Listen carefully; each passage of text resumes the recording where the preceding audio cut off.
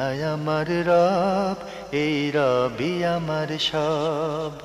দামে দামে তন মনে তারি অনুভব। তোমার দুনিয়াতে আমি যেদিকে তাকাই, অথই নিয়ামতে ডুবে আছি সবাই। পাক পাখালির গানে শুনে তসবিহ কলো রব, তসবিহ কলো রব। আল্লাহ আমার রব, এই রবি আমার সব। আসসালামু আলাইকুম, আলহামদুলিল্লাহ, আসসালাতু ওয়াসসালাম আলা রাসূলিল্লাহ। প্রিয় দর্শক, আপনারা যারা দেশে আছেন প্রবাসে, সবাইকে জানাই অনেক অনেক প্রীতি ও শুভেচ্ছা। শুরু হলো আন্টিবাই আয়োজিত এবং লাভ হলো নিবেদিত অনুষ্ঠান আপনার জিজ্ঞাসা। আপনাদের সাথে আছি আমি জয়নুল আবেদিন আজাদ, আর আপনাদের মনোজাগা প্রশ্নের জিজ্ঞাসার জবাব দিচ্ছেন বিশিষ্ট আলেম ডক্টর মোহাম্মদ সাইফুল্লাহ। আসসালামু আলাইকুম ওয়া রাহমাতুল্লাহি ওয়া বারাকাতুহু। প্রিয় দর্শক, চলুন তাহলে জিজ্ঞাসার জগতে। শুরুতে একটি ইমেল, এটি পাঠিয়েছেন নাসির উদ্দিন, ঢাকা থেকে। লিখেছেন, আমার দুটি প্রশ্ন। এক, কোনো প্রতিষ্ঠান বা কোম্পানির যদি লোন থাকে, তাহলে ওই লোনের জন্য কোম্পানির চেয়ারম্যান বা এমডি, অর্থাৎ যিনি কোম্পানির মালিক, তিনি কি ব্যক্তিগতভাবে দায়ী হবেন? যদিও বাংলাদেশে আইনে কোম্পানি দায়ী, ব্যক্তি নয়। ধন্যবাদ, খুব গুরুত্বপূর্ণ প্রশ্ন করেছেন। আসলে প্রতিষ্ঠান আর ব্যক্তি দুইয়ের মধ্যে পার্থক্য হচ্ছে এখানে। ব্যক্তি হচ্ছে একজন, আর প্রতিষ্ঠান হচ্ছে মানে একাধিক ব্যক্তির সমন্বয়ে একটি সত্তা, কিন্তু দুইটাই সত্তা। তাই ইসলামী শরীয়তের মধ্যে মানে এক ব্যক্তিকে যেভাবে একটা সত্তা মনে করা হয় থাকে, একটা প্রতিষ্ঠানকেও এটাকে মানে শাখসিয়া মুতাবারা বলা হয় থাকে, মানে একটি সত্তা হিসেবে ধরা হয়ে থাকে। বিধানের দিক থেকে যখন প্রতিষ্ঠান আসবে, তখন এই প্রতিষ্ঠানের সত্তা এর সাথে জড়িত, অর্থাৎ এর মালিকানার সাথে জড়িত যারা আছেন সবাই এর জন্য অবশ্যই দায় বহন করবেন। কারণ প্রতিষ্ঠানে যদি লস হয়, তাহলে এর জন্য অবশ্যই প্রতিষ্ঠানে যারা ডাইরেক্টর রয়েছেন অথবা মালিক রয়েছেন তারা দায় বহন করবেন। ঠিক প্রতিষ্ঠানে ক্ষতি হলে, লাভ হলেও তারাই সেখান থেকে উপকৃত হবেন। যেহেতু ইসলামী শরীয়তের মূলনীতি হচ্ছে আল গুরমু বিল গুরম, যদি লাভ করেন তাহলে আপনাকে অবশ্যই সেখানে লসও বহন করতে হবে, দুইটাই আপনার বাধ্যতামূলক। তাই এই ক্ষেত্রে যদি লোন অথবা সুদের কারবার অথবা লেনদেন এগুলো থাকে, সবটাই মূলত শুধুমাত্র এমডি দায় বহন করবেন না, শুধুমাত্র কোনো চেয়ারম্যান দায় বহন করবেন না, যারা সংশ্লিষ্ট এর মানে সত্তার সাথে জড়িত আছেন এরা সবাই এর দায় বহন করতে হবে। যে যতটুকু যেভাবে আছে এটা দায় বহন করতে হবে। তাই এ কথা বলার অবকাশ নেই, সুযোগ নেই যে মানে আমি তো এমডি নই, আমি তো চেয়ারম্যান নই, আমি তো এটাকে কে বলা থেকে পরিচালনা করছি না, মানে এখানে ডাইরেক্টর যারা সরাসরি তারাই এর মধ্যে জড়িত না। বরং যেহেতু এর সাথে আপনার ইনকাম, এর সাথে আপনার এই আপনার লস এবং আপনার লাভ সব কিছু জড়িত, তাহলে যেহেতু আপনি এগুলো নিচ্ছেন, অবশ্যই আপনি যতটুকু জড়িত আছেন ততটুকু এর দায় আপনাকে বহন কোম্পানির করতে হবে। ব্যবস্থাপনায় যে যেখানে যতটুকু দায়ী সেখানে, হ্যাঁ, কোম্পানির সত্তার সাথে জড়িত যারা আছেন তারা অবশ্যই এর পার্টস যতটুকু আছে, যতটুকু সম্পৃক্ততা আছে, মানে পার্টিসিপেন্ট যতটুকু জব ডেসক্রিপশন তো আছে, অবশ্যই দায়িত্ব বহন করবেন। জি, আমরা জানলাম। প্রিয় দর্শক, আপনি আরো লিখেছেন, বিসমিল্লাহ দিয়ে প্রতিষ্ঠানের নাম রাখা যায় কি? যেমন বিসমিল্লাহ ট্রেডার্স, বিসমিল্লাহ এন্টারপ্রাইজ। নাম রাখতে কোনো নিষেধ নেই, কিন্তু মানে বিসমিল্লাহ, আউযুবিল্লাহ, নাউযুবিল্লাহ, আলহামদুলিল্লাহ এই ধরনের নামকরণের মধ্যে তেমন কোনো সার্থকতা নেই। কারণ এগুলো অনেক ক্ষেত্রে দেখা যায় যে এই নামকরণের মাধ্যমে পরবর্তী সময় আপনি যখন কোনো একটা ফল্ট করবেন, ভুল করবেন, কোনো একটা সমস্যা তৈরি হবে, তখন দেখা যায় আপনি বিসমিল্লাহকেই ব্লেম করে বসবেন, নামে আর কাজে মিল না হলে। নামের কাজে, জি, তখন আপনি মানে বিসমিল্লাহকে ব্লেম করে বসবেন। অথচ বিসমিল্লাহটা একটা মুবারক বরকতময় বিষয়, মানে যার মাধ্যমে আল্লাহ সুবহানাহু ওয়া তাআলা তার কিতাবে শুরু করেছেন। বিসমিল্লাহির রহমানির রহিম আল্লাহর কিতাব শুরু হয়েছে। তাই এক্ষেত্রে আমাদেরকে খেয়াল রাখতে হবে। আরেকটি বিষয় হচ্ছে সেটা হলো শরীয়তের যেই পরিভাষাগুলো রয়েছে, শব্দগুলো রয়েছে, ইসলামের যেই সুন্দর সুন্দর দৃষ্টিগুলো রয়েছে, সেগুলোকে ব্যক্তিগত স্বার্থে বা দুনিয়াবী স্বার্থে ব্যবহার না করা, এটা খুব ইম্পর্টেন্ট বিষয়। মানে আমি ইসলামকে ব্যবহার করলাম, ব্যক্তিগত স্বার্থে, এটা কিন্তু উচিত না।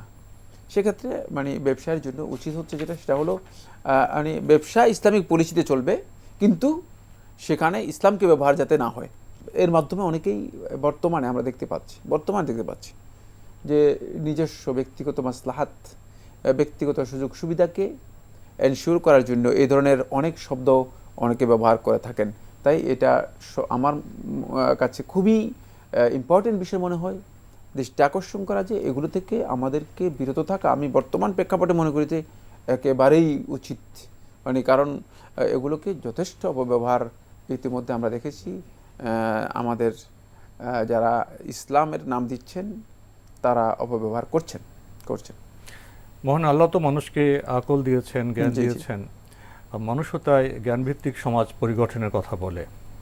তো যারা ব্যবসা করবেন, ট্রেডার্স এন্টারপ্রাইজের যারা কাজ করেন, তারা বিশেষ একটি ব্যবসা করেন দ্রব্য পণ্যের।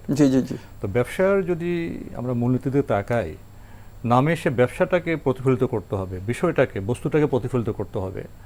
তাই ব্যবসার যে জ্ঞানভিত্তিক পরিচালনা, সেখানে কোনো প্রতিষ্ঠানের নাম দেখে বুঝতে হবে যে এটা এই প্রতিষ্ঠান, এখানে এই ব্যবসা হয়, এখানে এই বস্তু পাওয়া যায়, সেটা হবে সঙ্গত, স্বাভাবিক, জ্ঞানভিত্তিক। আমাদের নামকরণগুলোর মধ্যে আসলেই আপনি যেটা বলেছেন সেটা আরেকটা বিশ্লেষণ, সেটা হলো মানে তাত্ত্বিক অথবা আবিধানিক এবং মানে নীতিগত বিশ্লেষণ। কিন্তু আমাদের লোকেরা এই শব্দগুলোকে ব্যবহার করে মানে ধর্মীয় চেতনায় বা অনুভূতিতে, অনুভূতিতে ইয়ে করার জন্য, আঘাত করার জন্য, স্পর্শ করার জন্য, হ্যাঁ, অনুভূতি স্পর্শ করার জন্য, যাতে করে মানে ওই চেতনাকে সামনে রেখে সেই ব্যবসাটাকে মানে কি করতে পারে, রাইজ করতে পারে। এটা আসলে এই জন্যই এই কাজগুলো যথার্থ নয়, সঠিক নয় নীতিগত দিক থেকে। জি, আমরা খুবই গুরুত্বপূর্ণ বিষয়ে অবগত হলাম। আমাদের হাতে আরও একটি ইমেইল, এটি পাঠিয়েছেন আফসানা সুমাইয়া। লিখেছেন, আমরা জানি পিতামাতার সাথে ভালো আচরণ করতে হবে, সবার আগে আসেন মা। মা মা মাঝে মধ্যে আমার মায়ের সাথে আমার কথা কাটাকাটি হয়, তিনি আমার কথা বুঝতে চান না, আমাকে অনেক সময় হার্ট করে কথা বলেন, যেগুলো শুনে আমি কষ্ট পাই। তখন যদি আমি মায়ের উপর রাগ করি এবং রাগ করে কথা না বলি, আমার কি গুনাহ হবে? মায়ের সাথে বাকবিতণ্ডা যাওয়ার সুযোগ নেই, বিতর্কে যাওয়ার সুযোগ নেই। যদি কোনো বিষয় তিনি বুঝতে অপারগ হন বা আপনি তাকে বুঝাতে কোনো কারণে অক্ষম হন, তাহলে আপনি বোঝানোরও চেষ্টা করবেন না, আর তিনি না বুঝলে তাকে জোর করবেন না। আর আপনি হার্ট হওয়ার কিছুই নেই। সন্তান হিসেবে আপনি তার বক্তব্যে ধৈর্য ধারণ করবেন। মায়ে কোনো বক্তব্য দিলে সেখানে হার্ট হয়ে যাওয়া, এর অর্থ হচ্ছে আপনার অধৈর্য, এর অর্থ হচ্ছে আপনি মাকে মূল্যায়ন করতে পারেননি, মায়ের অধিকার সম্পর্কে আপনার সচেতনতা বা আপনার জ্ঞানের অভাব আছে। এই জন্য আপনি বলেছেন আমি হার্ট হয়ে যাচ্ছি, আমি আঘাত পাচ্ছি। আঘাতের কিছুই নেই, মা একটা কথা বলতেই পারে, সেটাকে খুব সহজ করে নিন, হালকা করে নিলেই দেখবেন খুবই সহজ বিষয়। এটা আপনি উপলব্ধি করতে পারবেন যখন আপনি মা হবেন, তখন আপনি বুঝতে পারবেন যে এটা আসলেই মানে কোন পর্যায়ে দাঁড়াবে। এজন্য এক্ষেত্রে আমাদের মূল কথা হচ্ছে, যদি কোনো বিষয় আপনার কাছে মনে হয় যে তাকে বোঝাতে আপনি পারছেন না, এক্ষেত্রে পারগ হয়ে যাচ্ছেন, আপনি যথাসম্ভব চেষ্টা করবেন যে অ্যাভয়েড করার জন্য, মানে এটা থেকে সরে যাওয়ার জন্য। তার সাথে আচরণগত দিক থেকে কোনোভাবেই কোনো অসঙ্গত আচরণ করা জায়েজ নেই। ও সাহিবহুমা ফিদ দুনিয়া মারুফা, সর্বাবস্থায় তাদের সাথে দুনিয়াতে যে আচরণ হবে সেই আচরণ মারুফ, সঙ্গত হতে হবে, একেবারেই বিবেচনা সম্মত হতে হবে, এর বাইরে যাওয়ার সুযোগ নেই। শুধুমাত্র আল্লাহ তাআলার হকের ক্ষেত্রে যদি কোনো ধরনের তারা শিরক অথবা আল্লাহর হক নষ্ট করার জন্য বাধ্য করে, আল্লাহর বিধানকে অমান্য করতে বাধ্য করে, সেটা মানা যাবে না। যেহেতু এখানে মানে আল্লাহ তাআলার বাধ্যে কোনো মাখলুকের, সেটা মা হোক অথবা যেই কেউ হোক না কেন, কোনো মাখলুকের আনুগত্যের কোনো বিধান আর নেই। লা তাআতা লি মাখলুকিন ফি মাসিয়াতিল্লাহ, রাসূলুল্লাহ সাল্লাল্লাহু আলাইহি ওয়াসাল্লাম স্পষ্ট করে বলে দিয়েছেন যে কোনো আল্লাহ তাআলার আনুগত্যের বাইরে, বাধ্যতায় কোনো মাখলুকের, কোনো ব্যক্তির কোনো আনুগত্য নেই।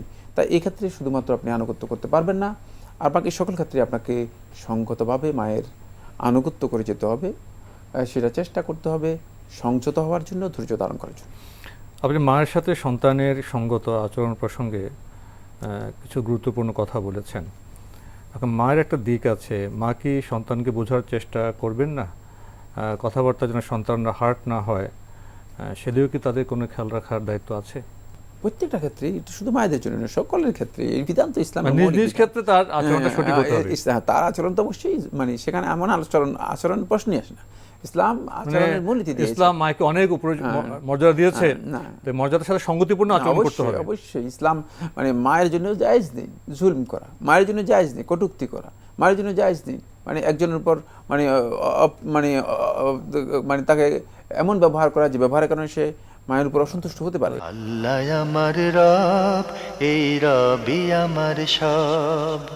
আল্লাহ আমার রব, এই রবি আমার সব। মা এবং সন্তানের আচরণ প্রসঙ্গে তো সন্তান শেষে এসে জানতে চেয়েছিলেন, যে রাগ করে কথা না বলেন মায়ের সাথে, মা হার্ট করলে এতে কি তার গুনাহ হবে? আপনি কথা না বলার মানে হাজের যেটাকে বলা হয়, তাকে আপনাকে কোনোভাবেই মানে পরিত্যাগ করা, মানে কথা বলা থেকে দূরে সরে যাওয়া, এর অনুমোদন আপনাকে কোনোভাবেই দেওয়া হয়নি।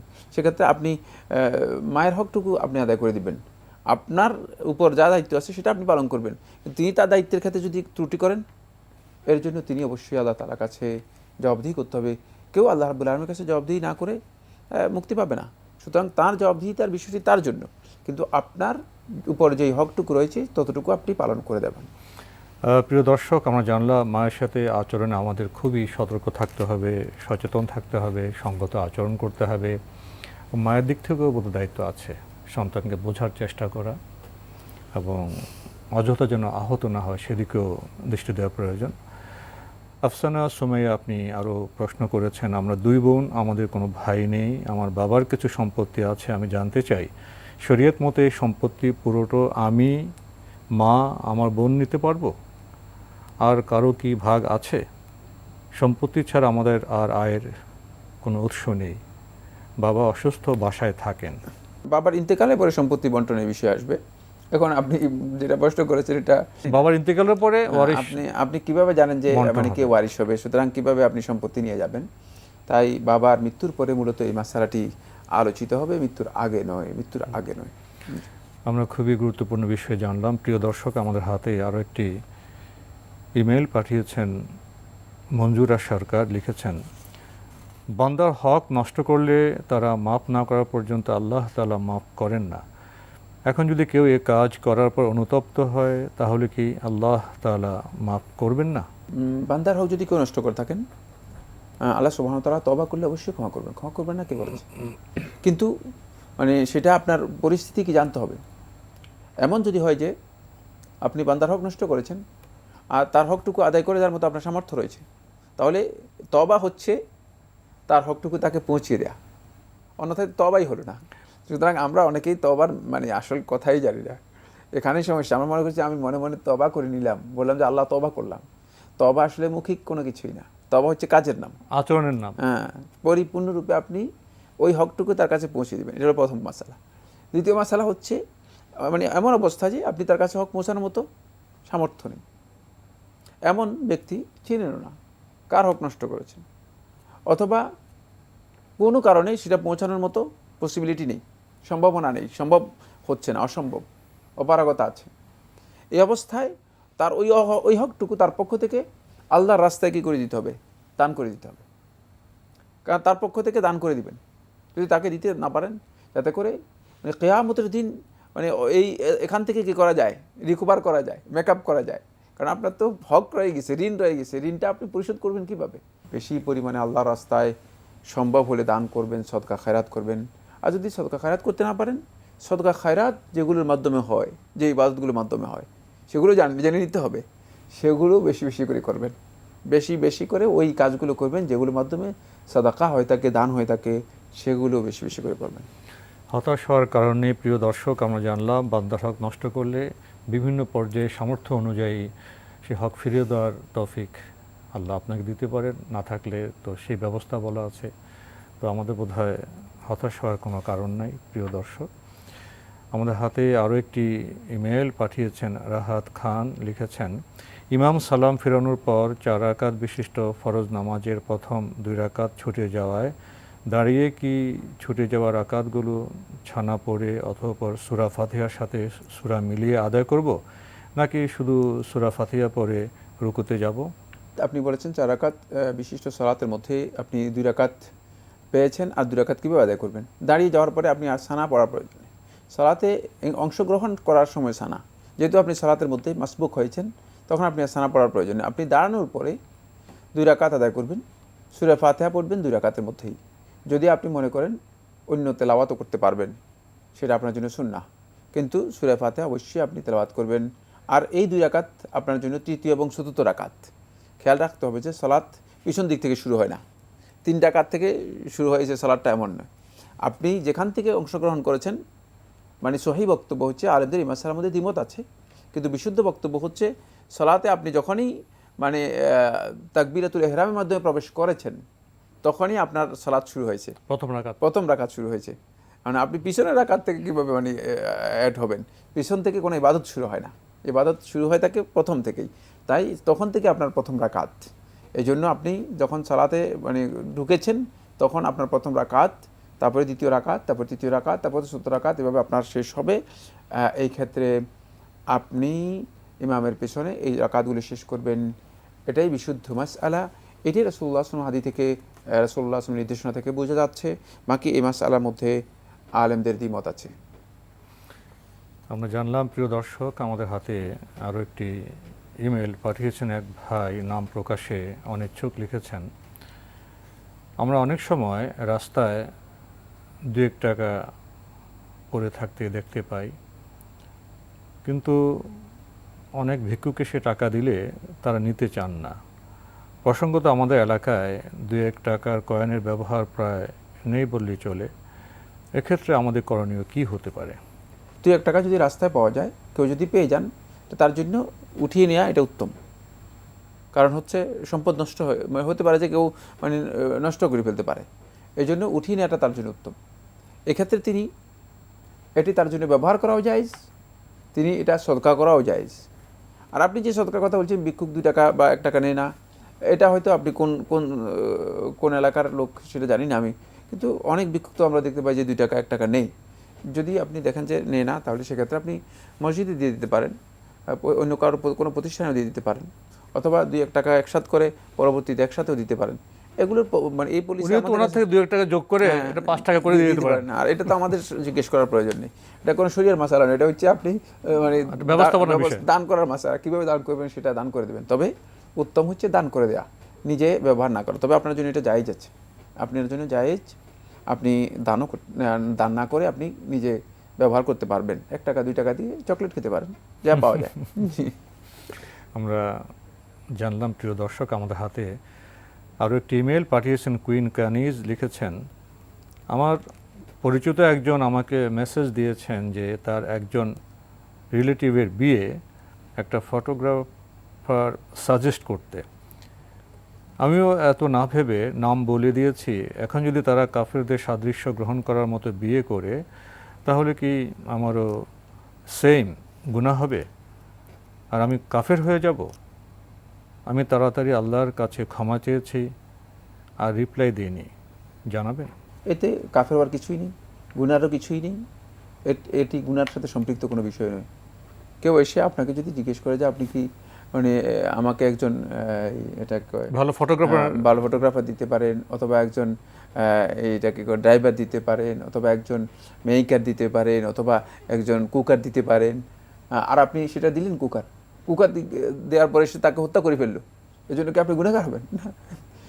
ইসলামী শরীয়তের এই মাসালাগুলো সম্পর্কে আমাদের সীমালঙ্ঘনে যেতে হবে না, আমরা সীমালঙ্ঘনে চলে যাই। আপনার জন্য যে কাজটি করেছেন, এই কাজটি বৈধ কিনা, এটা হচ্ছে ইসলামের। এই কাজটি যদি বৈধ হয়, তাহলে আপনি এর জন্য গুনাহগার হবেন না। বাকি এই লোক এর পরবর্তীতে সে হয়তো ফটোগ্রাফ করতে গিয়ে অসংখ্য খারাপ কাজও করতে পারে, সেটা আপনার দায়িত্বের মধ্যে পড়বে না। আবার হতে পারে যে এই লোক মানে ফটোগ্রাফ মানে এমন একটা ভালো কাজ করতে পারে যেটা অনেক বিশাল ভালো কাজ, যেটার সাথে আপনার কোনো সম্পর্ক নেই। এগুলোর জন্য আপনি মানে এগুলো আপনার দায়িত্বের মধ্যে পড়বে না। আপনি শুধুমাত্র এই ক্ষেত্রে তাকে একটা দিক নির্দেশনা করে দিয়েছেন, তাকে একটা সাজেশন দিয়েছেন, আপনার এতটুকুই কাজ। এই কাজের মাধ্যমে কাফির হয়ে যাবে, এই কাজের মধ্যে একেবারে ইসলামের গণ্ডি থেকে বেরিয়ে যাবে, এগুলো এত সীমালঙ্ঘন বা এত বাড়াবাড়ি ইসলামের মধ্যে আছে, আমার মনে হচ্ছে এটা একেবারে বিবেচনাহীন। জি, তো আমাদের আজকে এখানে শেষ করতে হচ্ছে। আপনাকে অনেক ধন্যবাদ। আপনাকে অশেষ ধন্যবাদ। প্রিয় দর্শক, আমরা দেখছিলাম এনটিভি আয়োজিত এবং লাভ হলো নিবেদিত অনুষ্ঠান আপনার জিজ্ঞাসা। আমাদের এই অনুষ্ঠান আপনারা এনটিভি অনলাইনেও দেখতে পারবেন, ভিজিট করুন www.ntvbd.com। এছাড়া ইউটিউবে এবং আমাদের ভেরিফাইড ফেসবুক পেজে অনুষ্ঠান দেখতে পারবেন। শেষে এসে আমরা সামাজিক প্রেক্ষাপটে একটি সামাজিক প্রশ্ন পেয়েছি। কয়েকজন আপনাকে ফটোগ্রাফার সাজেস্ট করতে বলেছে। এখন এরপরে তিনি কি করবেন সেটা স্পষ্ট হয়েছে। যিনি কাজ করাবেন তার দায় দায়িত্ব। কিন্তু আমরা অনেক সময় আমাদের ধর্মীয় দৃষ্টিভঙ্গিকে খুব কঠিন করে ফেলি। আমরা বাড়াবাড়ি করে কাঠিন্য নিজের উপর আরোপ করি। এভাবে আরোপ করলে তো বিভিন্ন সম্পর্ক সূত্রে আমাদের জীবন অচল হয়ে যাবে। ইসলাম খুব স্পষ্ট একটি ধর্ম। ইসলাম একের অপরাধে অন্যকে দায়ী করে না। আসুন আমরা সহজ, সরল এবং স্বাভাবিক জীবনযাপন করি এবং ইসলামের আলোকে নিজেদের সমৃদ্ধ করি। চিঠি লিখুন, প্রশ্ন পাঠান আমাদের ঠিকানায়। পরিচালক আপনার জিজ্ঞাসা, এনটিভি, বিএসসি ভবন, 7ম তলা, 102 কাজী নজরুল ইসলাম এভিনিউ, কারওয়ান বাজার, ঢাকা 1215। আপনারা ইমেলও করতে পারেন। আমাদের ইমেল অ্যাড্রেস আপনার জিজ্ঞাসা @ntvbd.com। প্রিয় দর্শক, মহান আল্লাহ আমাদের সবাইকে নিরাপদে রাখুন, রাখুন শান্তিতে। আসসালামু আলাইকুম। আল্লাহ আমার রব, এই রবি আমার সব, দামে দামে তুন মনে তারি অনুভব। আল্লাহ আমার রব, এই রবি আমার সব।